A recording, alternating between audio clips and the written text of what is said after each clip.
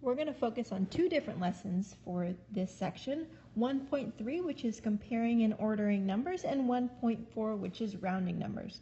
Now, comparing and ordering numbers, you guys have done a lot of that in earlier grades, so this part is going to be pretty short. And then for rounding numbers, this is where I find that some students have a little bit more trouble, so we're going to focus a little bit more on 1.4, on rounding numbers. Let's go ahead and start with 1.3, comparing and ordering numbers. Now, you saw this table in the last lesson that we did when we were working on expanded form, standard form, and word form. And we're going to use this table again to help us with comparing numbers and ordering these numbers. So let's go ahead and take a look at two different numbers, and I'm going to put one on top of the other so that we can go ahead and start comparing them. Here we have two different numbers. We have 673,215 and 682,123. Now, the really important thing when it comes to comparing numbers is that we always start with the greatest place value first, and that's always where we're going to start looking. So in this case, the greatest place values that we're going to be looking at are the hundred thousands place, and those are the numbers that we compare first. Then we make our way from left to right and compare each digit until we find something that's different. Two numbers that are not the same. We compare those two numbers and identify which one's greater and which one's least, or which one is the least, and then we go from there. So when we take a look at the hundred thousands place, we have sixes in both of the hundred thousands place. These are both the same number, so we can't really compare our number yet. We know that the 6 is the same and the 6 is the same. So what we're going to do is move to our next value, which is our 10 right here, our tens place of our thousands period. Right here we notice that there's a difference. We have an 8 and we have a 7. So we have to think which of these numbers is greater. Is 8 greater or is 7 greater? 8 is the larger number.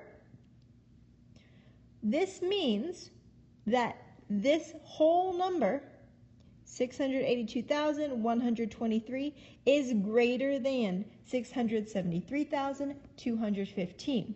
So if we were going to write this as an inequality, we would write our first number, 673,215, and because 682,123 is greater, that means that 673,215,000 is less than. So we're going to go ahead and we are going to take our inequality, that's what this circle is, to compare our numbers, and we're going to draw our inequality sign. This sign, and lots of you guys may have seen as a little alligator mouth or something like that if you had your inequality. Okay, we want the mouth of our inequality, or the bigger part of our little sign, to be facing our larger number. Just like if you had 2 cookies or 1 cookie, you'd probably want 2 cookies. You'd want to eat those cookies. So our larger number is going to be facing the open end of this little triangle. So in this case, our alligator mouth, our inequality, is facing our larger number. Let's go ahead and take a look at another one. We have 56,231 and 56,321. Now, just like before, just like with this problem, we always have to start with our greatest place value. So we're going to start by looking at our 5, which is in our 10,000s place. Both of those numbers are the same. So I'm going to move on to my 6, which is in my thousands place. Both of those numbers are the same. They're both worth 6,000. I'm going to move on to my hundreds place. I have a 2 and a 3. Now here's the difference. So I have to compare these numbers. I'm just focusing on my 2 and my 3. Which number is greater, 2 or 3? 3 is my greater number, which means that this whole number over here is going to be greater. So I'm going to take my inequality sign and put it right there. And this alligator mouth is telling me that 56,321 is greater than 56,231, or I could read it as 56,231 is less than 56,321. Again, the important part is when we're comparing these numbers, we go from left to right. place value by place value and compare. As soon as we find a difference, we look at those two numbers, identify which one is greater, which one is smaller, and from there we can fill in our circle. Our inequality signs are as follows. We have our greater than, our less than, or our equal to. These are the signs that you guys are going to be using to fill in your little circles. Okay? Let's do one more. Again, we're going to start with our greatest place value. Now, here is a tricky problem because if you look at this number right here, that's 21,000. Our 2 is in the 10,000s place. If you look at the number over here, there's nothing in the 10,000s place. If you looked quickly at this, you would say, oh, 7 and a 2, so the 7 is greater, so 7,938 is the greater number. But you need to be careful and look at those place values. That's why that table that we looked at first sometimes helps. Make sure you're comparing the same place value to the same place value. In this case, there's nothing in the 10,000s place. There might as well be a 0. If that's the case, make sure you're looking at that. So here is my 10,000s place, There's a 2 over here, there's a 0 over here, or nothing, just a blank, which automatically tells me that 21,815 is greater. Be careful and pay attention to those place values. The last one we're going to look at is comparing 3 numbers. Now, what's important when we do this, the same thing applies. You have to go from left to right for all of these numbers and you're comparing. But please, please, please, please, please be careful to the instructions of the problem. Some of them are going to say greatest to least. Others might say least to greatest. Don't always assume that it's going to be greatest to least, or don't always assume that it's going to be least to greatest. Make sure you read the instructions. That's going to determine what order you put them in your answer. All right, this problem in particular says that we're going to go from the greatest number to the smallest number, from greatest to least. So that's what I'm going to try and focus on first. I want to find my greatest number. I'm going to start with my greatest place value, which is 6, 6, 6. Those are all the same. Now I'm going to go to my next place value, 3, 3, 3. Those are all the same. 1, 0, 1. All right, I see that this number right here is different than the rest of my numbers. This one is going to be my smallest number because all the other numbers have a 1 in the thousands place, and this one has a 0. I'm going to go ahead and draw a little arrow there just to remind me that this is my smallest number. Now I'm going to go on to my other 2 numbers. I don't have to compare this middle one anymore. I already know it's the smallest because the thousands place is the only thousands place that's different.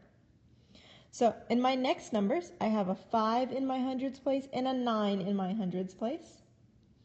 So I have to think to myself, which is greater, 9 or 5? The 9 is greater. This is my greatest number, which means that this number falls in the middle. Now all I have to do is go ahead and write those on the line. I have 631,925, followed by my middle number, 631,527, and my last number, which is 630,592. So be careful of the instructions you're given with these problems, and then go place value by place value, starting to determine which number is your greatest. In this case, greatest was first, and which number is your least or smallest, which in this problem it's last. Okay. That's all on comparing and ordering numbers. That's all it takes. It's pretty straightforward, pretty simple. Let's take a look at rounding numbers. An estimate tells you about how many or how much. It is close to an exact amount. You can round a number to find an estimate. So what we're going to be doing is rounding our numbers to find estimates. And this is going to be different depending on the instructions that you're given for that number. Some numbers you're going to round to the 100,000s place. Other numbers, you're only going to round to the hundreds place. So you really have to know those place values that we've talked about earlier through this year. Here is what we're going to start with. My instructions for this problem are to round to the nearest 100,000s place. Now, what we're going to start with is figuring out, well, what is the 100,000s place that this number falls in between? We have 138,205. Here is my 100,000s place, my greatest place value. I need to find out what is the smaller 100,000s place and what is a larger 100,000s place that this falls between. What number? Well, it falls between 100,000 and what is the next 100,000 if I were to go up? Well, 200,000. So this number falls between 100,000 and 200,000. Now, what is it closer to? That's really what rounding is all about, identifying what place the number that we're given is closer to. Is 138,205 closer to 100,000 or is it closer to 200,000? One of the great things I can use in order to determine what it's closer to is a number line. It gives me a visual of something to see, to identify what it's closer to. So here's my number line on the bottom. I have 100,000 on one side, and I have 200,000 on the other side, and I have just a monitor right here, 150,000. The reason why this is here, this is my center point. If my number that I'm given, in this case, this number right here, falls to the right of my center point, then my number would round up to 200,000. If it falls to the left of this center point, then it's going to round down to 100,000. So let's take our point and put it on our number line. Well, my 3 in my 10,000s place is less than my 5 here in 150,000, which means that this number falls about here, 138,205. So what is this dot, or what is this place closest to? Is it closest to 100,000 or 200,000? It's closest to 100,000. So if I were to round this number to the nearest 100,000s place, it would round to 100,000. Okay, let's go ahead and take a look at some more problems and figure out how this whole rounding things works. Let's start with a small number. We have 27, and our instructions tell us to round to the nearest tens place. So I underlined the tens place of our number. Now, one way that helps us, just like before, is I'm going to draw a quick little number line. In order to fill out my number line, I need to think about my tens place. I have a 2. So what is the value of that 2 in the tens place? The value of that would be a 20. And then I need to think of the next tens. What would the next tens be after 20? That would be 30. Now I need a center point, and this helps me determine, am I going to go up to the next tens or am I going to go down and stay at the tens that I have right now? For my center number, I need to think, well, what is directly between 20 and 30? Well, 25 falls directly between those. That's going to be my center number. And I want you to pay close attention to this 5. 5 is going to be a really important number when we're rounding. Now, the last thing I need to do is take my number 27 and put it on my number line. 27 would fall about right here. So is this 27 closer to 30 or is it closer to 20? It's definitely closer to 30. So if I were to round 27 to my nearest tens place, it would round up to 30. That would be my estimate. That tells me that 27 is closer to 30. My next problem wants me to round to my nearest hundreds place. I have 319. Again, I'm going to go ahead and I'm going to make a number line. And on my number line, I need to add some numbers. So I'm going to start with my 300 because that's the current value of my hundreds place. And then I'm going to look at the next hundreds place, which would be 400. And I'm going to put my center point. So I have to think what's directly between 300 and 400? 350. Notice again, you see this 5. Again, this 5 is going to be super important. So my last step is to take my number and to place it on my number line. 319 falls on this side of that 350.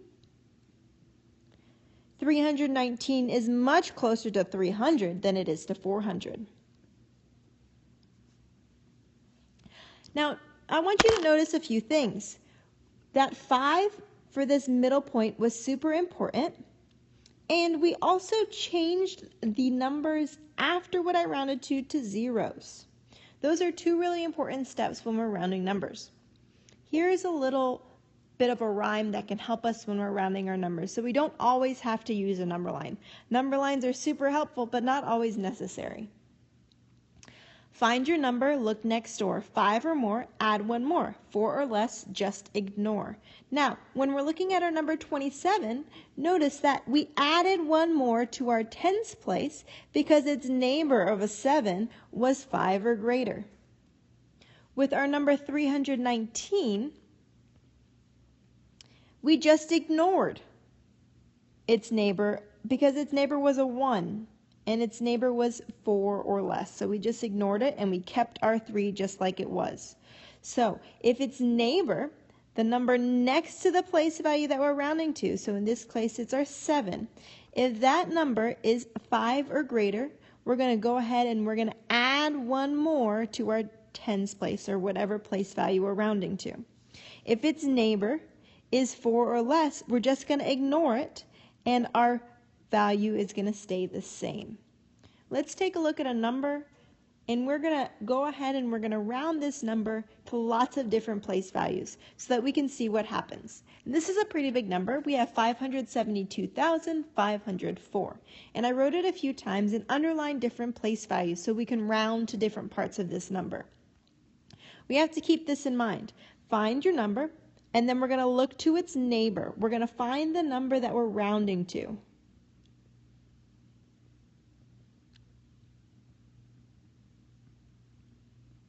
And we're going to look at its neighbor, look next door.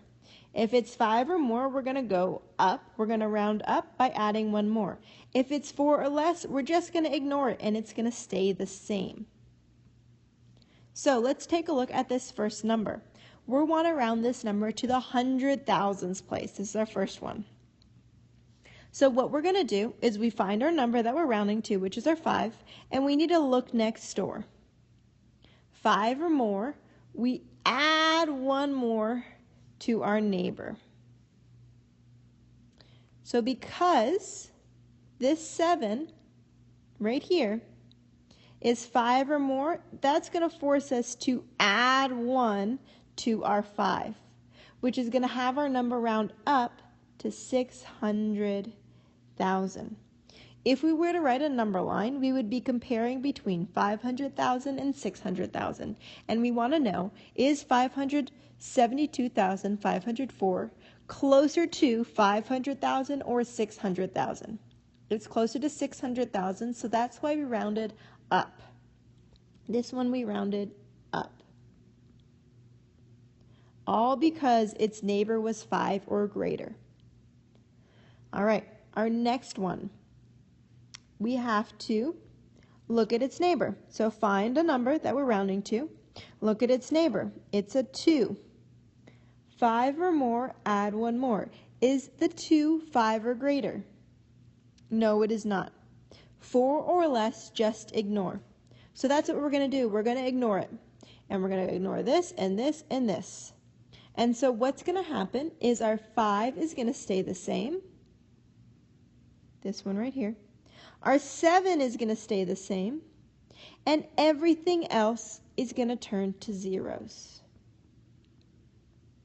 So when I rounded 572,504 to the nearest 10,000s place, I round to 570,000.